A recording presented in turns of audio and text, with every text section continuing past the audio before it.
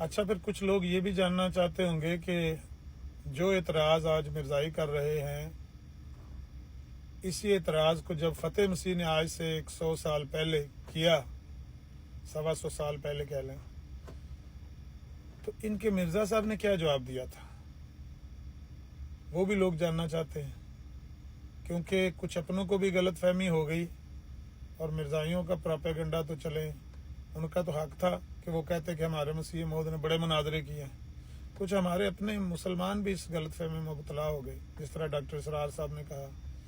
کہ بھئی انہوں نے اتنے مناظرے کیے، عیسائیوں کو شکستیں دی، کچھ بھی نہیں دیے، ایک مناظرہ ٹوٹل کیا، ایک مناظرہ عبداللہ آتم سے، یہ واحد مناظرہ ہے۔ اس مناظرے کا رزلٹ جا کے دیکھ لیں، اس میں تحفہ گولڈویہ میں لکھا ہوا، خود مرزا صاحب نے اپنی قلم سے لکھا ہوا ہے کہ میں نے مناظرے کر کے دیکھا، نتیجہ اچھا نہیں آیا۔ نتیجہ یہ آیا تھا کہ ان کا سالہ عیسائی ہو گیا تھا، جو ان کی بیوی کا کزن تھا، خالہ زاد بھائی تھا، محمد سعید اس کا نام تھا۔ یوسف پٹھان انہوں نے شرائط طے کرنے کے لیے وہاں پر بھیجا تھا، وہ عیسائی ہو گیا،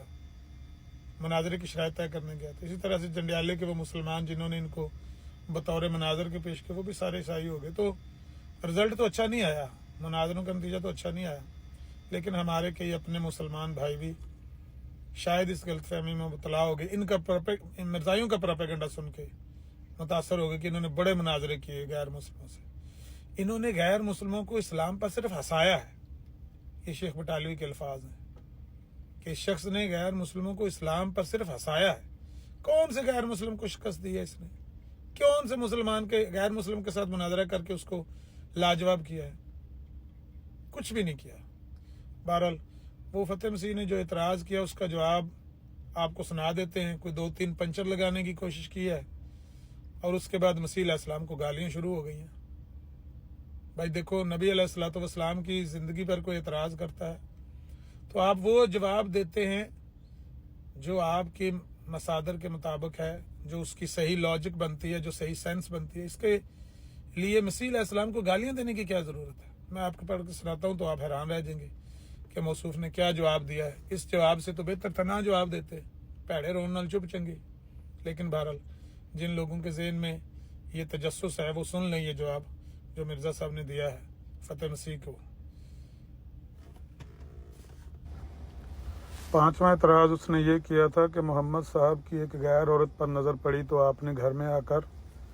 اپنی بیوی سودا سے خلوت کی، پس جو شخص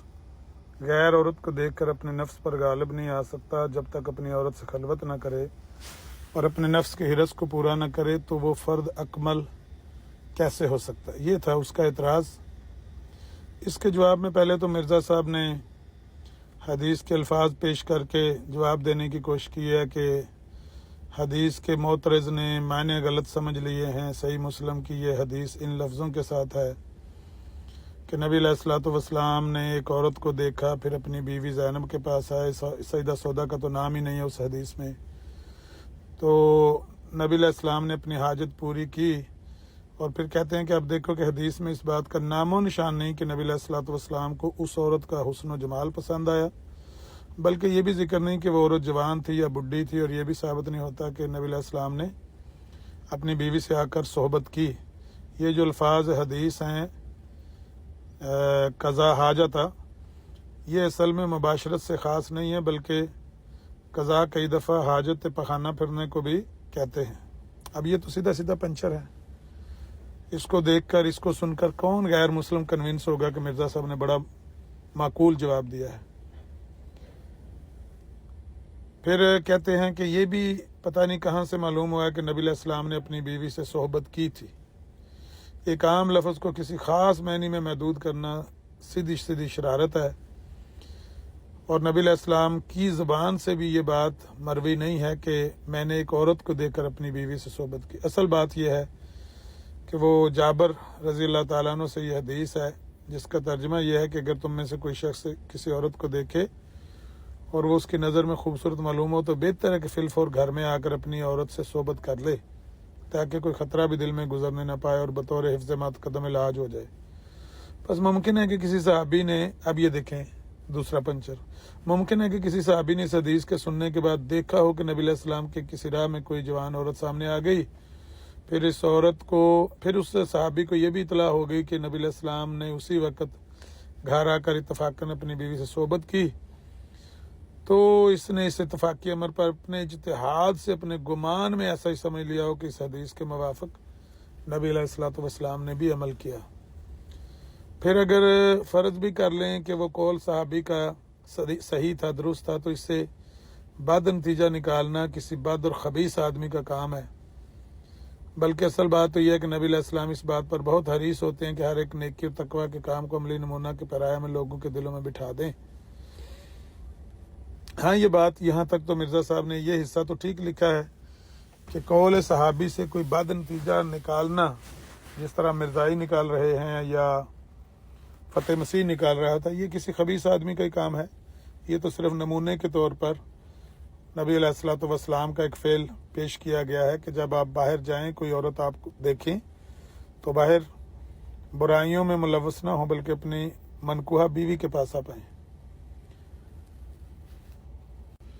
پھر ایک مثال بھی مرزا صاحب نے دی ہے کہ جس طرح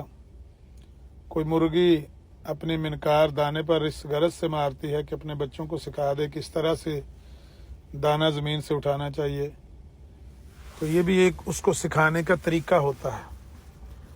اپنے بچوں کو۔ ایسے ہی نبی جو ہوتے ہیں وہ سکھاتے ہیں اپنی قوم کو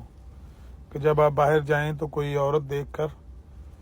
آپ اپنی منکوحہ بیوی کے پاس واپس آ جائیں، ایسا نہ ہو کہ آپ گمراہی میں ملوث ہو جائیں، کسی بھی خوبصورت عورت کے پیچھے چل پڑیں۔ آگے ایک مثال دیتے ہیں کہ مثلاً اگر ایک نبی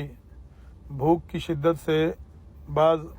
رستے میں بعض درختوں کو پھلوں سے لدے ہوئے دیکھے تو ہم یہ تو تسلیم کرتے ہیں کہ وہ بغیر اجازت مالک کی اجازت کے بغیر پھلوں کی طرف ہاتھ لمبا نہیں کرے گا،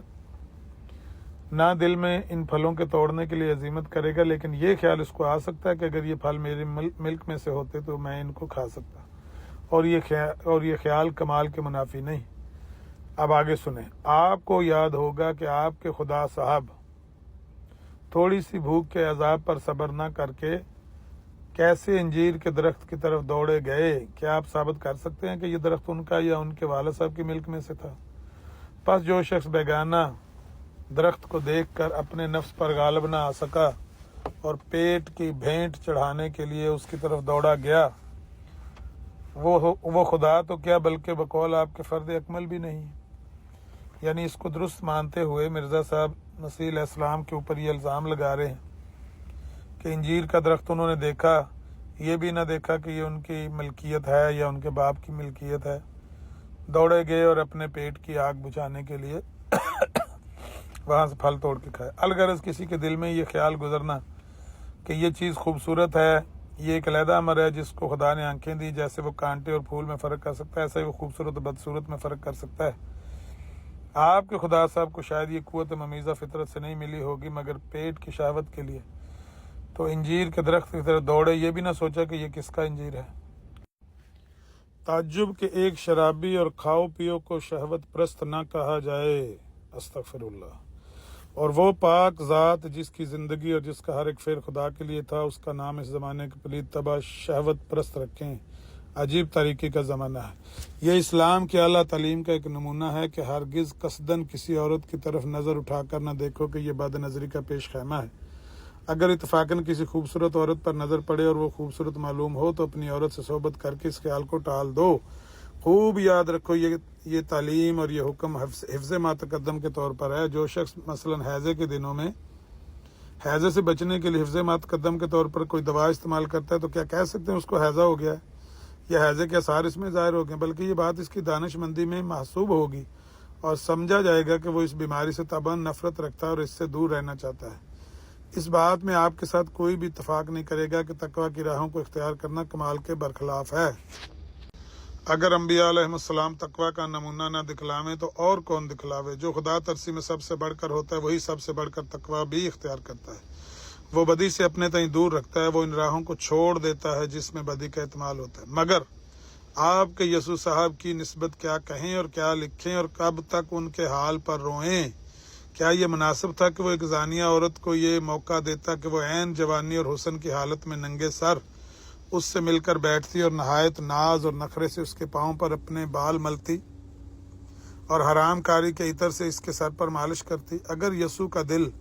بد خیالات سے پاک ہوتا تو وہ ایک قصبی عورت کو نزدیک آنے سے ضرور منع کرتا، مگر ایسے لوگ جن کو حرام کار عورتوں کے چھونے سے مزہ آتا ہے وہ ایسے نفسانی موقع پر کسی ناصح کی نصیحت بھی نہیں سنا کرتے۔ دیکھو، یسوع کو ایک غیرت مند بزرگ نے نصیحت کے ارادے سے روکنا چاہا کہ ایسی حرکت کرنا مناسب نہیں، مگر یسوع نے اس کے چہرے کی ترش روی سے سمجھ لیا کہ میری اس حرکت سے یہ شخص بیزار ہے، تو رندوں کی طرح اعتراض کو باتوں میں ٹال دیا اور دعویٰ کیا کہ یہ کنجری بڑی اخلاص مند ہے، ایسا اخلاص تو تجھ میں بھی نہیں پایا گیا۔ سبحان اللہ، یہ کیا عمدہ جواب ہے۔ یسوع صاحب ایک زناکار عورت کی تعریف کر رہے ہیں کہ بڑی نیک بخت ہے، دعویٰ خدائی کا اور کام ایسے۔ بھلا جو شخص ہر وقت شراب سے سرمست رہتا ہے اور کنجریوں سے میل جول رکھتا ہے اور کھانے پینے میں بھی ایسا اول نمبر کا جو لوگوں میں یہ اس کا نام ہی پڑ گیا ہو کہ یہ کھاؤ پیو ہے، اس سے کس تقویٰ اور نیک بختی کی امید ہو سکتی ہے۔ ہمارے سید و مولا افضل الانبیاء خیر الاصفیاء محمد مصطفیٰ صلی اللہ علیہ وسلم کا تقویٰ دیکھیے کہ وہ ان عورتوں کے ہاتھ سے بھی ہاتھ نہیں ملاتے تھے جو پاک دامن اور نیک بخت ہوتی تھی اور بیعت کرنے کے لیے آتی تھی، بلکہ دور بٹھا کر صرف زبانی تلقین توبہ کرتے تھے۔ مگر کون عقل مند اور پرہیزگار ایسے شخص کو پاک باطن سمجھے گا جو جوان عورتوں کے چھونے سے پرہیز نہیں کرتا۔ ایک کنجری خوبصورت ایسی قریب بیٹھی ہے، گویا بغل میں ہے، کبھی ہاتھ لمبا کر کے سر پر عطر مل رہی ہے، کبھی پیروں کو پکڑتی ہے اور کبھی اپنے خوشنما اور سیاہ بالوں کو پیروں پر رکھ دیتی ہے اور گود میں تماشا کر رہی ہے، اور یسوع صاحب اس حالت میں وجد میں بیٹھے ہیں،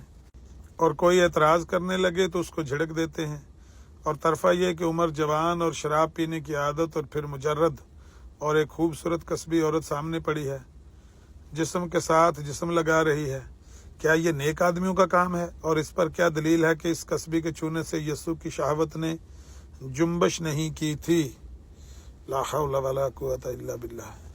اس سے بڑھ کر اور کیا کہا تھا اس نے فتح مسیح نے؟ یہی بکواس تو اس نے محمد عربی صلی اللہ علیہ وسلم کے بارے میں کی، یہی آپ نے مسیح علیہ السلام کے بارے میں کر دی۔ یہ طریقہ ہوتا ہے جواب دینے کا؟ افسوس کہ یسوع کو یہ بھی میسر نہیں تھا کہ اس فاسقہ پر نظر ڈالنے کے بعد اپنی کسی بیوی سے صحبت کر لیتا۔ کم بخت زانیہ کے چھونے سے اور ناز و ادا کرنے سے کیا کچھ نفسانی جذبات پیدا ہوئے ہوں گے اور شہوت کے جوش نے پورے طور پر کام کیا ہوگا۔ کیسی حاشیہ رائی ہے۔ اسی وجہ سے یسوع کے منہ سے یہ بھی نہ نکلا کہ اے حرام کار عورت مجھ سے دور رہ، اور یہ بات انجیل سے ثابت ہوتی ہے کہ وہ عورت طوائف میں سے تھی اور زنا کاری میں سارے شہر میں مشہور تھی۔ لو جی، اس طرح کر کے مرزا صاحب نے دفاع کیا ہے نبی علیہ الصلوۃ والسلام کی عصمت کا کہ دوسرے نبی پر حملہ کر دیا ہے، ان کی معصوم ذات پر حملہ کر دیا ہے۔ اب آپ سوچیں کہ کس طرح کے مرزا صاحب جواب دیا کرتے تھے، کتنے بڑے یہ مناظر تھے، کس طرح کی دلیلیں دیا کرتے تھے۔ آپ اس جواب کو سن کے خود آپ گیس کر لیں کہ کس طرح کا یہ شخص گفتگو کا عادی تھا اور کس طرح مخالف کو الزامی جواب دیتے ہوئے سچے نبیوں پر تہمتیں لگانے سے باز نہیں آتا تھا۔ اللہ ہم لوگوں کو سمجھ دے اور عقل دے کہ اس طرح سے نبیوں کی عزت کی حفاظت نہیں کی جا سکتی کہ آپ ایک نبی کی عزت کی حفاظت کے لیے دوسرے نبی پر حملہ آور ہو جائیں۔